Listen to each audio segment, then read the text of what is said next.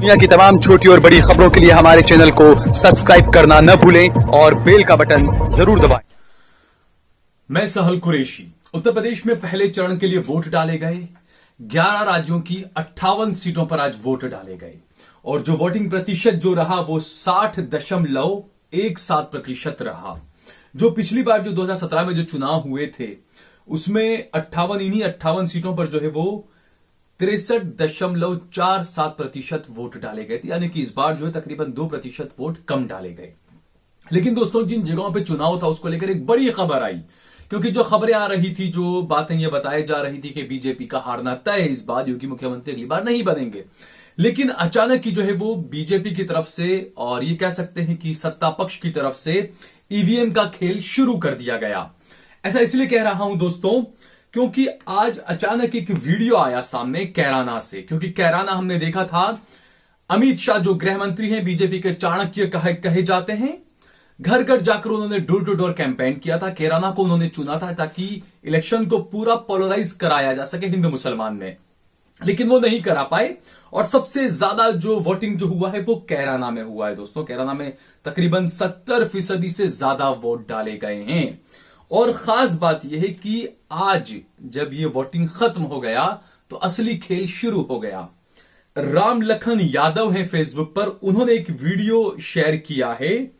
उसमें वो लिख रहे हैं जोनल मजिस्ट्रेट की गाड़ी में खाली ईवीएम पकड़े जाने की खबर मिलते ही इकरा हसन ने तुरंत मौके पर पहुंचकर वीडियोग्राफी करवाई।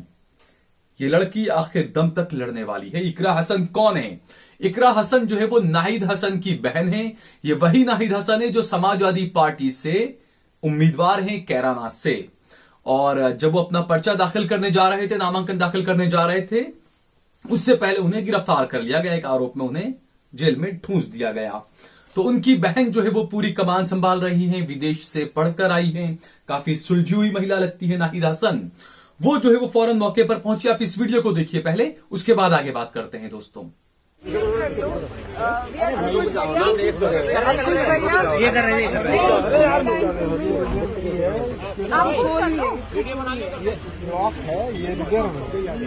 उस बात का कैसे एतबार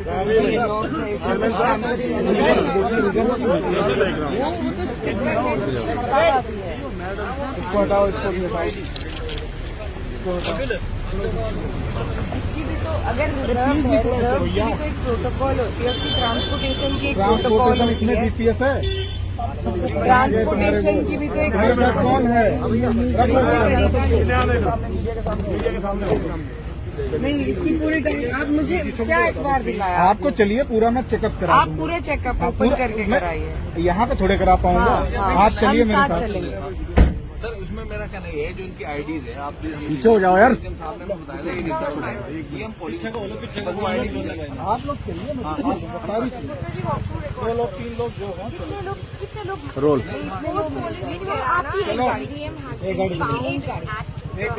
एक गाड़ी वहाँ पे अलाउ करेंगे, बाकी नहीं। Inside the car you will see an EVM that has been kept. This car was found at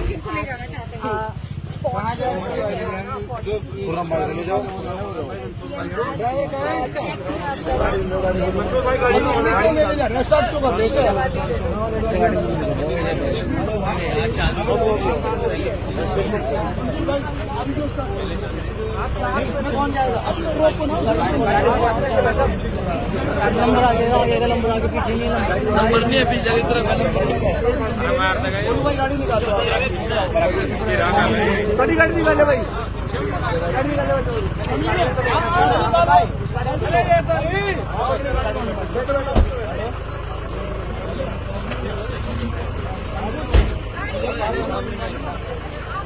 number भाई का ही है, नंबर का ही है।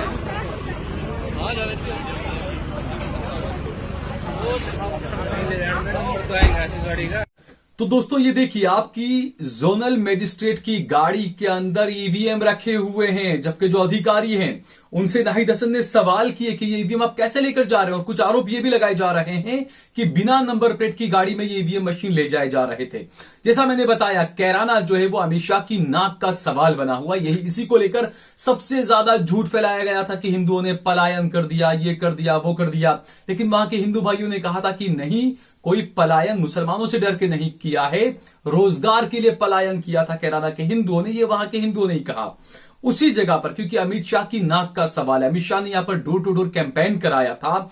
अमित शाह घर घर जाकर पर्चे बांट रहे थे और उस जगह पर कैराना के अंदर अगर ईवीएम मशीन देर रात अगर हाईवे पर किसी गाड़ी के अंदर पकड़ा जाता है, दोस्तों ये वाकई में काफी गंभीर सवाल है कि ईवीएम आखिरकार इस तरीके से बिना नंबर प्लेट की गाड़ी में कैसे ले जाया जा रहा था, और अगर नंबर प्लेट की गाड़ी में था भी तो इस तरीके से ईवीएम को कैसे ले जा रहे हैं इतनी रात में।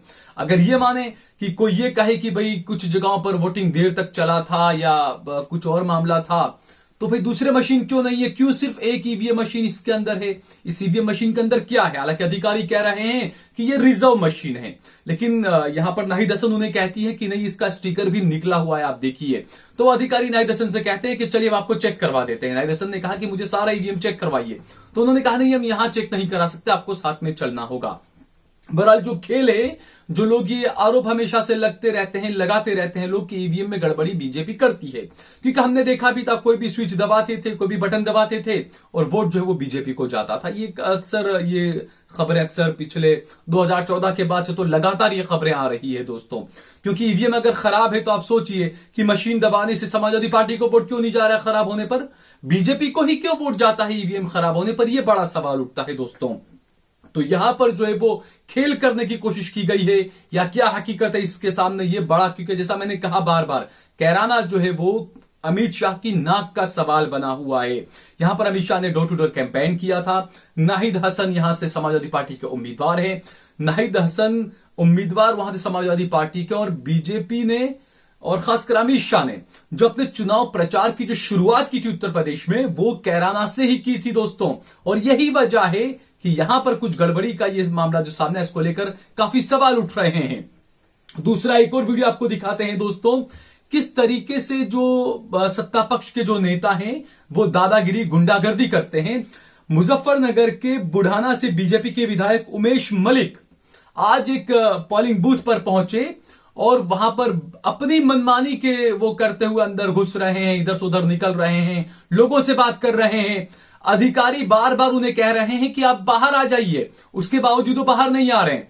और हुआ तो ये कि जो फोर्स वहां पर जो तैनात थे सिक्योरिटी कर्मी, उन्होंने फिर बाकायदा विधायक जी का एक वीडियो बनाया अपने फोन के अंदर। तो दोस्तों आप सोचिए किस तरीके से वोटरों को प्रभावित करने का काम करते हैं ये विधायक जी। जब इन्हें बार बार अधिकारी और सब समझा रहे हैं कि आप बाहर आ जाए, पैसे अंदर मत जाइए, उसके बावजूद जो बंदा वोट दे रहा है उसके पास में जाकर वो खड़े हो रहे हैं दोस्तों।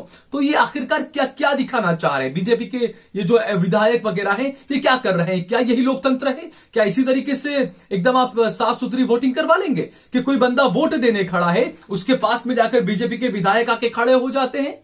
क्या दिखाना चाह रहे हैं? क्या उसको डरा रहे हैं? क्या प्रभावित करने की कोशिश कर रहे हैं?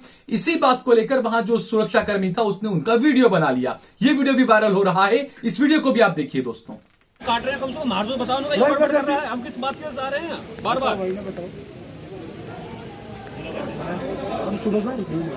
भाई हैं सब, मेरी कोई बात नहीं, पता ही ना चलना, पता ही नहीं चलना। जाओ उधर खड़े हो जाओ, जाओ यहाँ खड़े हो।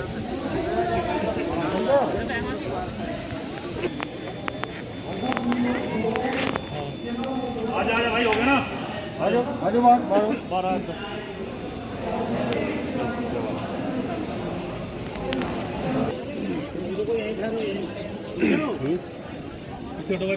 मैं करूँगा अभी थोड़ी देर में।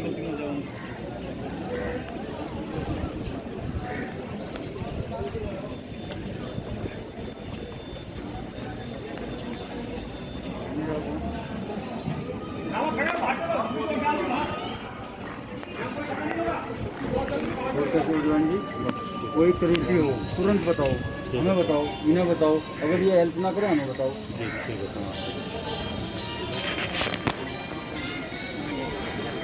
अंदर की बना रहा है, अंदर की बना रहा हूँ, बनाओ पूरा बनाओ। अंदर किस लिए गए हैं? कौन है? जोड़ा अपनी टीम लेकर पूरी जोड़ा आपकी बोलो पूरी टीम।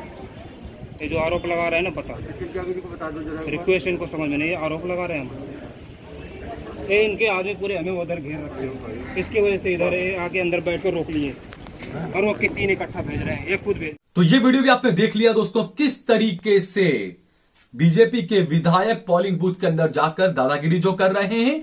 दूसरी तरफ कार के अंदर से, कैराना के अंदर कार के अंदर से ईवीएम मशीन पकड़ा गया। आप सोचिए, देर रात ये मशीन पकड़ा गया है, 10 बजे के बाद, रात 10 बजे के बाद ये मशीन कार में से पकड़ा गया है, गाड़ी में से। और वहां पर वो पहुंची नाहिद हसन की बहन इकरा हसन, और उन्होंने जो है उसकी लाइव जो है वो वीडियोग्राफी वहां पर करवाई है। कुछ पत्रकार भी वहां पर पहुंचे थे दोस्तों। तो खेल क्या शुरू हो चुका है, ये बड़ा सवाल है, क्योंकि 2017 में इन 58 सीटों में से 53 सीटें बीजेपी ने जीती थी दोस्तों। समाजवादी पार्टी और बीएसपी को यहां पर महज 2-2 सीटें मिली थी, जबकि बीजेपी को यहां पर इतनी सीटें मिली थी 53। और इसीलिए जो ईवीएम का खेल जो कहा जाता है, या विधायक जाकर जिस तरीके से पोलिंग बूथ के अंदर जाकर खड़े होकर देख रहे हैं कौन वोट क्या कर रहा है, तो ये जो है वो कहीं ना कहीं इनका आत्मविश्वास बढ़ा रहा है बीजेपी के नेताओं का। क्योंकि केशव प्रसाद मौर्य जो डिप्टी सीएम रहे हैं यूपी के, उन्होंने कहा है कि बीजेपी 50+ जीतने वाली है इन 58 सीटों में से। तो क्या यही जो ईवीएम गाड़ी में हेराफेरी कर आप जीतेंगे? क्योंकि कैराना मैंने जैसा कहा कि एक वोटिंग मशीन के अंदर जितने वोट होते हैं दोस्तों, उससे आराम से हार जीत का खेल हो जाता है। तो कैराना जैसा मैंने कहा काफी अहम सीट है, तो क्या यहां पर भी खेल करने की कोशिश की जा रही है? क्योंकि मृगांका सिंह है यहां पर बीजेपी की। तो कहीं ना कहीं दोस्तों कई सवाल खड़े हो रहे हैं। किस तरीके से मुजफ्फरनगर के बुढ़ाना के बीजेपी के विधायक अंदर घुस जाते हैं, किस तरीके से ईवीएम मशीन जो है वो कार में से पकड़ा जाता है, किस तरीके से भाजपा की तरफ से कहा जा रहा है कि हम 50 से ज्यादा सीटें आराम से जीत रहे हैं। वहीं दूसरी तरफ देखा जाए तो जैसा मैंने बताया, कैराना में सबसे ज्यादा 70% वोटिंग हुई है दोस्तों। 58 जो सीटों पर वोट डाले गए हैं, और ये कहा जा रहा है अब होगा क्या वो तो 10 मार्च को ही पता चलेगा कि होगा क्या। लेकिन कुछ लोगों का ये कहना है कि जो आज वोट डाले गए, जो वोट परसेंटेज कम हुए हैं, इसको देखते हो, क्योंकि 2012 के मुकाबले 2017 में 2% वोट परसेंटेज बढ़ा था, और ये सिर्फ 2% वोट परसेंटेज बढ़ने से जो है वो बीजेपी की तकरीबन 40 सीटें बढ़ गई थी। और इस बार जो है 10% वोटिंग, 2% वोटिंग कम हुआ है, तो हो सकता है वो 40-50 सीटें बीजेपी की कम हो जाए। ये हो सकता है, क्योंकि कुछ खबरें इस तरह की भी आ रही है कि बीजेपी के जो लोग थे वो वोट करने नहीं आए, लेकिन जो गुस्से में जो लोग थे बीजेपी के खिलाफ, उन्होंने जो है वो जमकर वोट किया है यहां पर। तो हकीकत क्या है, क्या होगा, ये देखना होगा, क्योंकि जाट मुस्लिमों का एक गठबंधन बनाने की कोशिश की है यहां पर समाजवादी पार्टी और आरएलडी की तरफ से। तो आखिर होता क्या है वो तो बात की बात है। लेकिन कांग्रेस के बारे में भी कहें कि कांग्रेस भी भले सीटें ज्यादा नहीं जीतेगी, लेकिन कांग्रेस अच्छा प्रदर्शन करेगी। कांग्रेस यहां पर वोट प्रतिशत अच्छे ला सकती है। बीएसपी का कुछ कह नहीं सकते, क्योंकि बीएसपी ने यहां पर जो सीटें जीती थी, हो सकता है इस बार भी बीजेपी की सीटें कम रहे, ये कहा जा सकता है। लेकिन देखना यह कि होता क्या है, ओवैसी क्या कर पाएंगे, बीएसपी क्या करेगी, समाजवादी पार्टी क्या करेगी, ये जो है वो 10 मार्च के दिन जब ईवीएम के मशीन खुलेंगे, जब वोटों की गिनती शुरू होगी, तब ये पता चल जाएगा। लेकिन फिलहाल तो यह है कि 623 उम्मीदवारों की 58 सीटों पर जो है वो उनकी किस्मत आज ईवीएम मशीन में बंद हो चुकी है। अब देखते हैं आगे क्या होता है। और जो खेल होता है, जैसा मैंने बताया, ईवीएम का खेल, क्योंकि जनता ने अपना काम कर दिया वोट देने का।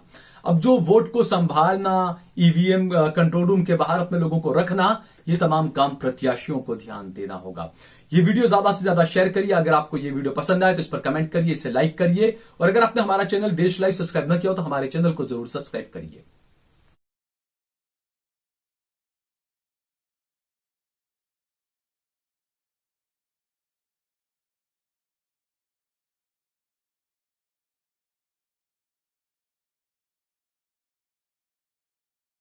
आप देख रहे हैं देश लाइव, देश की आवाज।